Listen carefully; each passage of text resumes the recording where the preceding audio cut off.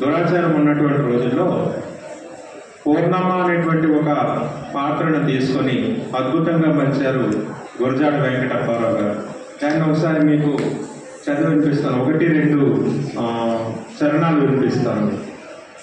మేలిమి బంగారు మెలతల్లారా, కలువల కన్నుల కన్నెల్లారా, తల్లులు గన్నా పిల్లల్లారా, విన్నారమ్మా ఈ కథను, విన్నారమ్మా ఈ కథను.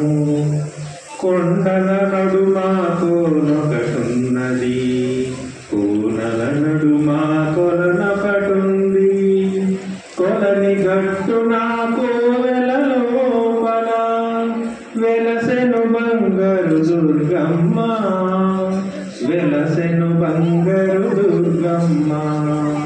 పూజారింటను పుట్టెను చిన్నది పుత్తడి బొమ్మ పూర్ణమ్మ, అన్నదమ్ముల కనుగై దుర్గకు పూజకు పువ్వులు కోసేది, పూజకు పువ్వులు కోసేది. కాసుకులోనై తల్లి తండ్రి నెరరు న్యాయం విడనాడి, పుత్తడి బొమ్మను పూర్ణమ్మను ఒక ముదుసలి మొగుడుకు ముడివేసి, ముదుసలి మొగుడుకు ముడివేసి.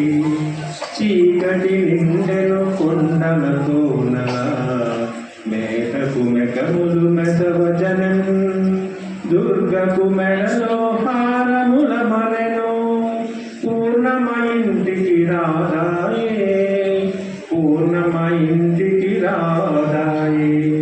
కన్నుల కాంతులు కలువల చేరెను, మేలిమి చేరెను మేని పసల్, హంసల చేరెను నడకల బెడగులు, దుర్గను చేరెను పూర్ణమ్మ, దుర్గను చేరెను పూర్ణమ్మ.